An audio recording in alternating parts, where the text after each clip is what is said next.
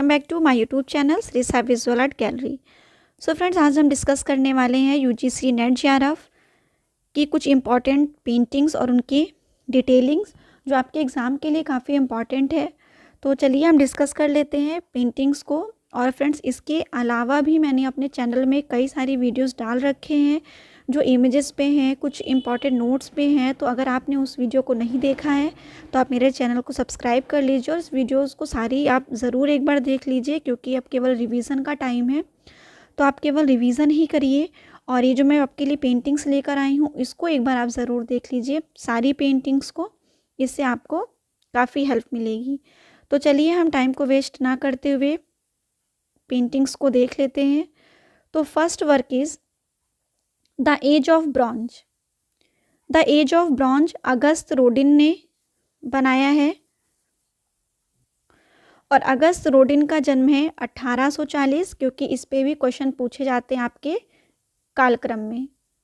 तो अगस्त रोडिन का date of birth है 1840 और इन्होंने द एज ऑफ ब्रॉन्ज को क्रिएट किया है 1875 से 76 के बीच में। और इसका माध्यम है ब्रॉन्ज यानी कि कांसा। इसका साइज़ है लाइफ साइज़ और इसका लोकेशन है अल्टे नेशनल गैलरी बर्लिन जर्मनी में। इसके कुछ और पॉइंट्स देख लेते हैं कि इसकी पहली प्रदर्शनी 1877 में सैलून पेरिस फ्रांस में लगी थी। तो एक वर्क के लिए इतनी डिटेलिंग बहुत है, आपसे इसमें से ही क्वेश्चन पूछा जा सकता है। नेक्स्ट वर्क है एडोरेशन ऑफ मगी। ये पेंटिंग्स आप देख लीजिए, एडोरेशन ऑफ मगी, मगी की आराधना, जिसे क्रिएट किया है सांद्रो बोत्तिचेल्ली ने।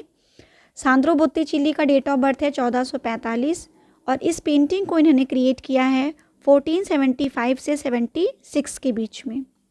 इस पेंटिंग का माध्यम है टेम्परा ऑन पैनल और इसका साइज़ यहाँ पे देखिए सेंटीमीटर में भी दिया हुआ है और इंच में भी। सेंटीमीटर में 111 गुणे 134 सेंटीमीटर, इंच में है 44 इंटू 53 इंच में और इसका लोकेशन है यूफिजी फ्लोरेंस। तो इतनी चीज़ें आप अच्छे से देख लीजिए।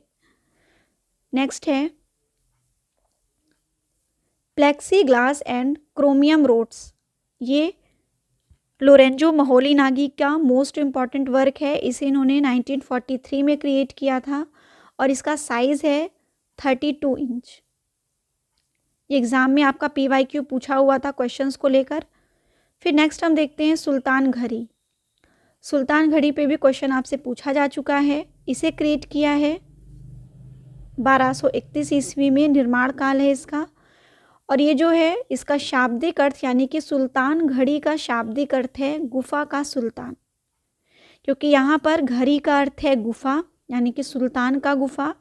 इसे बनवाया है प्रिंस मसीरुद्दीन महमूद ने और इसका लोकेशन है दिल्ली। दिल्ली में यानी कि साउथ वेस्ट दिल्ली में है ये और इसकी संरचना अष्टकोणी है, मोस्ट इम्पॉर्टेंट अष्टकोणी। और इसका मीडियम है या बलुआ पत्थर और संगमरमर से बनाया गया है। और ये जो सुल्तान घड़ी है ये इंडो इस्लामिक आपका बनाया गया, यानी कि आपका भारतीय और इस्लामिक। इसे अतेष्ठी परिदृश्य में नंगल देवन वन और नंगल देवन वसंत में बनाया गया है और वर्तमान समय में इस स्थल को किस नाम से जाना जाता है? पीर बाबा। इस चीज़ को ध्यान रखिएगा कि वर्तमान समय में सुल्तान घड़ी का जो स्थल है उसे पीर बाबा के नाम से जाना जाता है। नेक्स्ट वर्क है,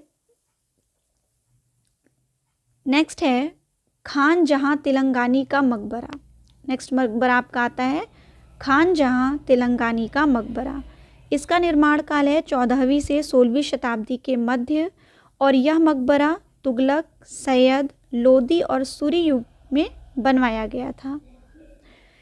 यह 5 अष्टकोणीय मकबरों की श्रृंखला में पहला ऐसा मकबरा है जो 14वीं से 16वीं शताब्दी के मध्य बनवाया गया था, यानी कि ये भी अष्टकोणीय है। अब इसके पहले हमने सुल्तान घड़ी देखी, वो भी आपका जो उसकी जो रचना थी वो भी अष्टकोणीय थी। तो याद रखिएगा फ्रेंड्स कि जो आपका मकबरा है इसमें कौन कौन से मकबरे अष्टकोणीय हैं।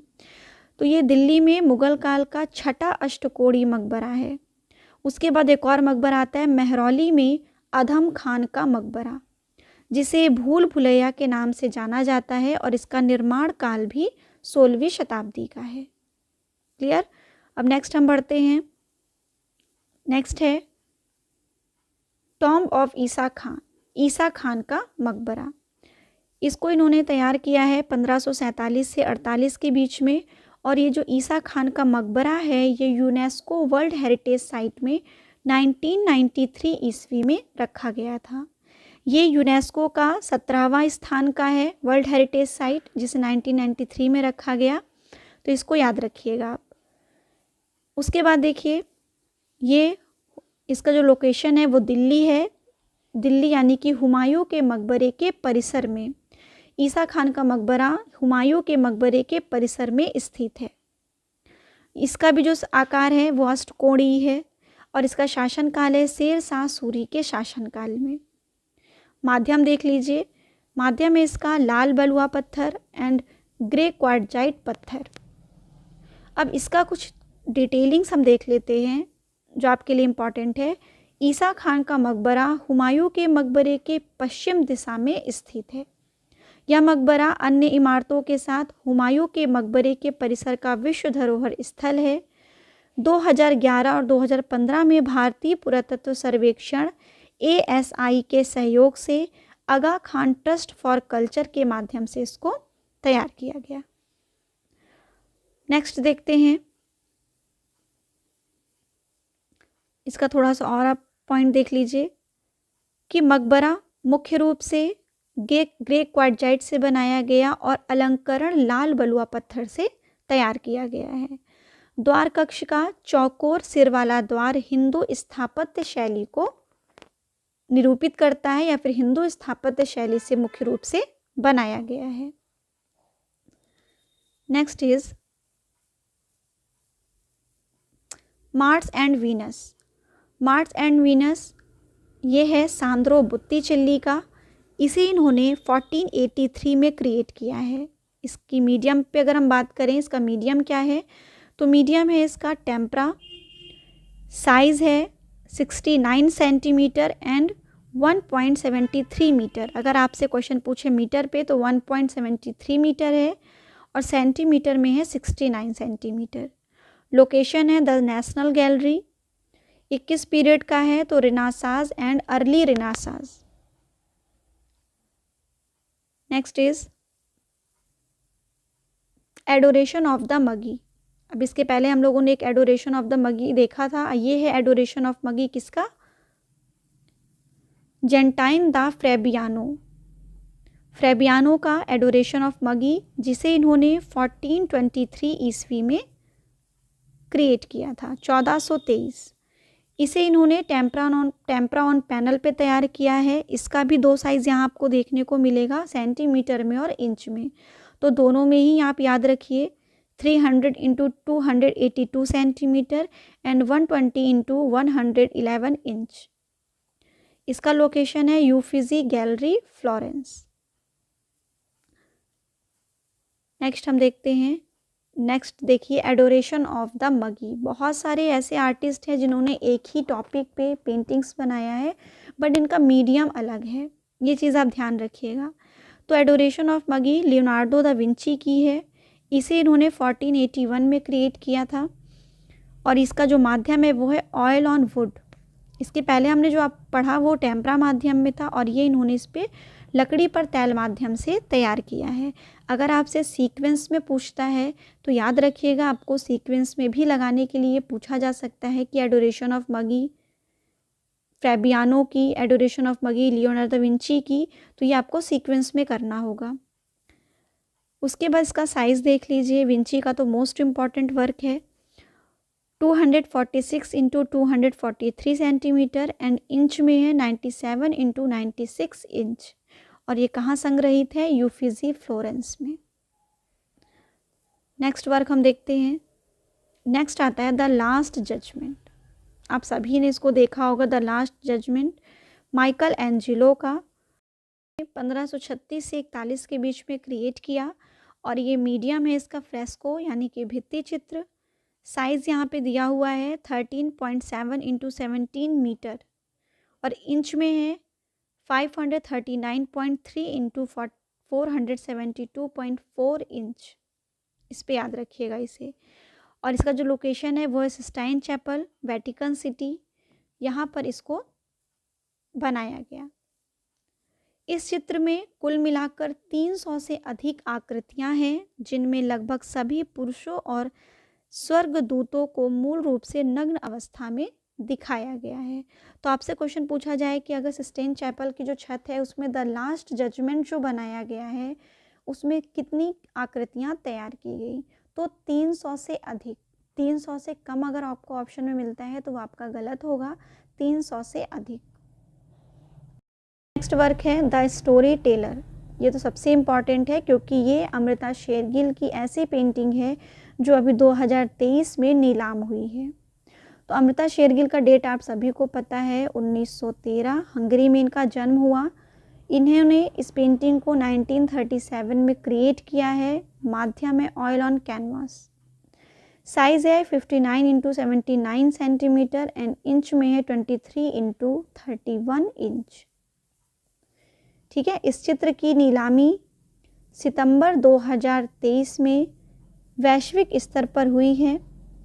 इसमें पेरिस और पहाड़ी दोनों प्रभावों को दर्शाया गया, यानी कि इस पेंटिंग में पेरिस और पहाड़ी दोनों प्रभावों को दर्शाया गया है।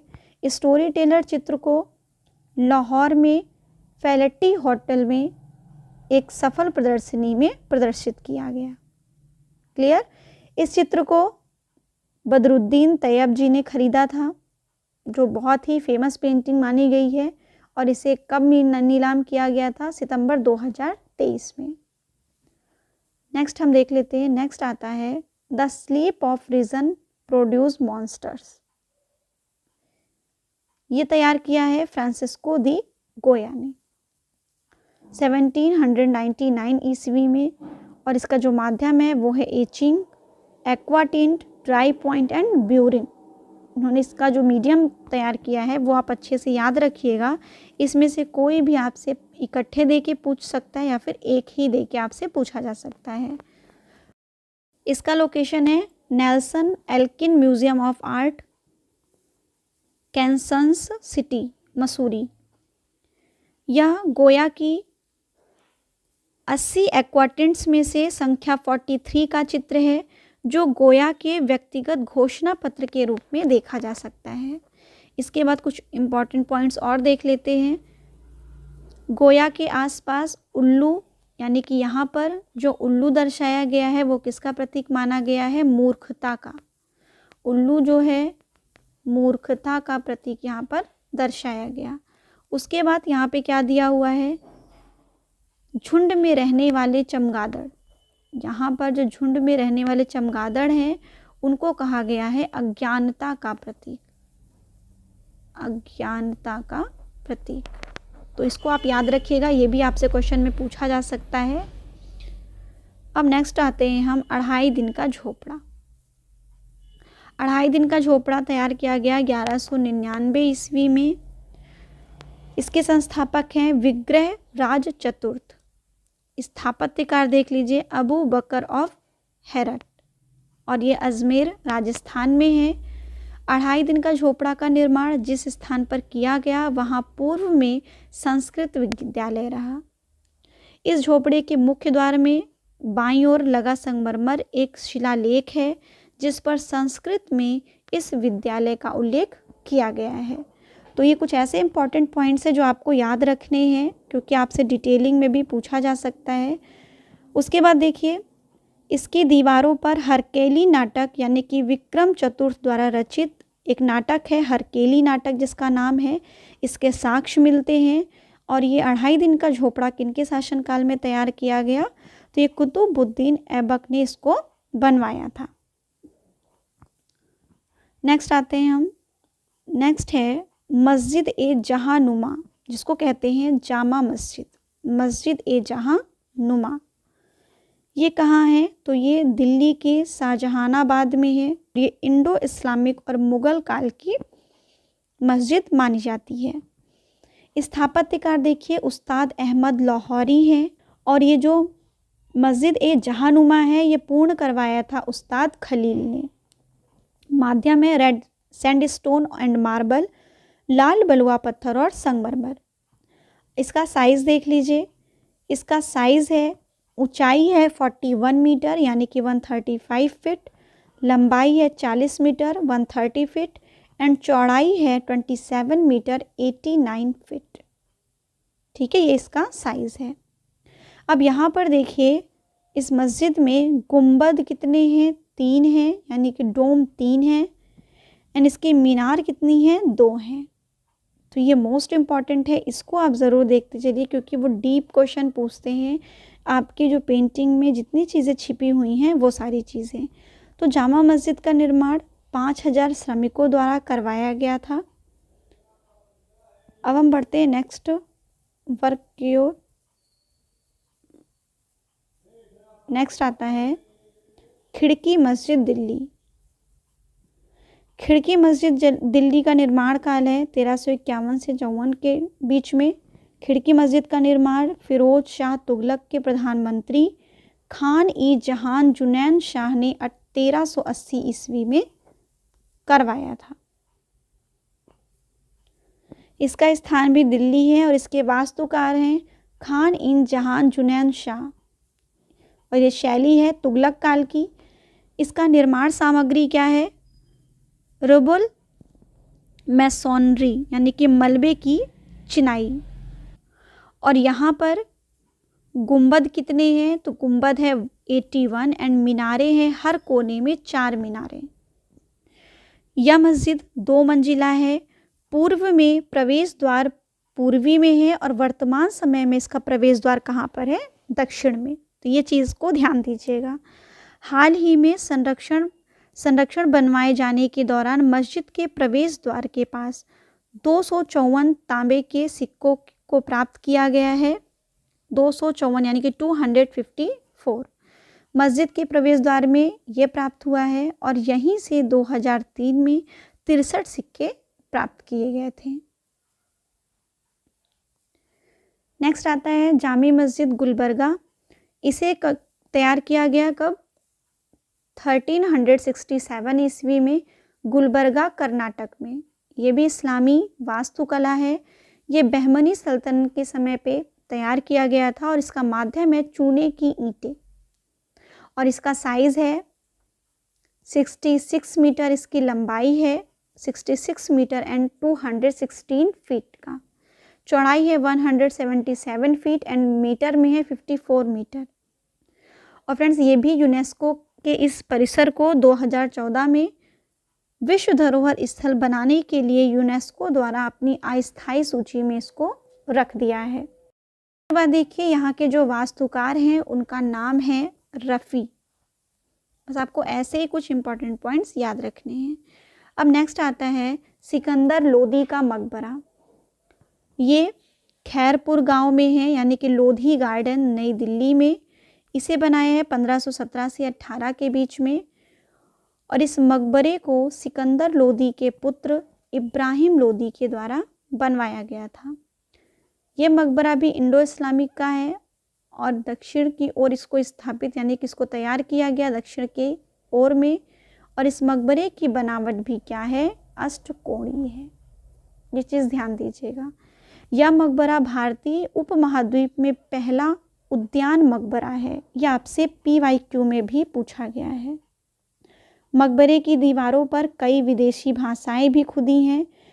परिसर के अंदर पश्चिमी दीवार की एक दीवार को मस्जिद के रूप में भी दर्शाया गया है। यहाँ तक क्लियर हो गया होगा। अब हम बढ़ते हैं नेक्स्ट वर्क की ओर। अधम खान का मकबरा। यह दिल्ली मेहरौली में स्थित है और यह कुतुब मीनार के दक्षिण पश्चिम में स्थित है। इसको ध्यान से देखिएगा। इसका निर्माण काल है 1561 और ये मुगल वास्तुकला है और ये भी अष्टकोणीय मकबरा है। फ्रेंड्स आपने ध्यान दिया होगा कि मैंने जितने भी मकबरे और मस्जिदें आपसे डिस्कस किया है वो अधिकतर आपके अष्टकोणीय रहे हैं। तो इनको आप अच्छे से ध्यान दे के पढ़िएगा। इनके जो इम्पोर्टेंट पॉइंट्स हैं उनको भी ध्यान दीजिएगा केवल अब आप एक बार बस ऐसे ही पेंटिंग्स को देखते चलिए, क्योंकि जितनी भी पेंटिंग्स आप देखेंगे उतना ही आपके लिए अच्छा होगा। अब कुछ भी नई चीज़ें मत याद करिए, केवल PYQs और पेंटिंग्स। इस अष्टकोणीय इमारत के ऊपर गुंबज को 14वीं शताब्दी के लोधी और सैयद वंश की इमारतों की शैली में बनवाया गया है। मकबरे के चारों तरफ मेहराबदार बरामदे बने हैं, जो मेहराबदार है बरामदे, और प्रत्येक बरामदे में 3 दरवाजे प्रवेश द्वार के बने हैं। तो फ्रेंड्स, आई होप आपको ये मेरी वीडियो पसंद आई होगी, क्योंकि फ्रेंड्स ये जो पॉइंट्स हैं ये मैंने कुछ आपके लिए डिस्कस करने के लिए मैंने इसमें मेंशन कर रखा है, क्योंकि ओरली बताने से अच्छा है कि मैंने इसमें मेंशन कर दिया ताकि आप इसको दोबारा रिवाइज़ कर सकें, क्योंकि अब नोट्स बनाने का भी समय नहीं है। तो आपके पास केवल 4 या 5 दिन ही है, तो बस केवल रिवाइज़ करिए, जितना हो सके आप पेंटिंग्स को देखिए, वर्क को देखिए और PYQ को सॉल्व करिए। तो फ्रेंड्स, अब मैं नेक्स्ट वीडियो में मिलती हूँ, उसमें भी मैं पेंटिंग्स और इनके कुछ वर्क लेकर आऊँगी जो फेमस आर्टिस्ट हैं। तो ऐसे ही मेरे वीडियो से बने रहिए, और जिन लोगों ने मेरे चैनल को सब्सक्राइब नहीं किया है वो मेरे चैनल को सब्सक्राइब भी कर लें और बेल आइकन को ज़रूर प्रेस कर लीजिए, क्योंकि फ्रेंड्स अभी एग्ज़ाम के पहले जो भी वीडियोस आएंगी उसके नोटिफिकेशन आपको तुरंत मिल जाएंगे। और असिस्टेंट प्रोफेसर का भी हायर एजुकेशन के जो एग्ज़ाम होने वाले हैं फरवरी में, तो उसके भी मैंने कुछ इम्पॉर्टेंट वीडियोस डाल रखी हैं और मैं उसको कंटिन्यू भी डालूँगी। तो जिन लोगों को असिस्टेंट प्रोफेसर का एग्ज़ाम देना है वो भी अच्छे से तैयारी कर सकते हैं। तो मैं वीडियोस ऐसे ही आपके लिए लाती रहूँगी। तो फ्रेंड्स, अब मैं मिलती हूँ नेक्स्ट वीडियो के साथ। Thank you.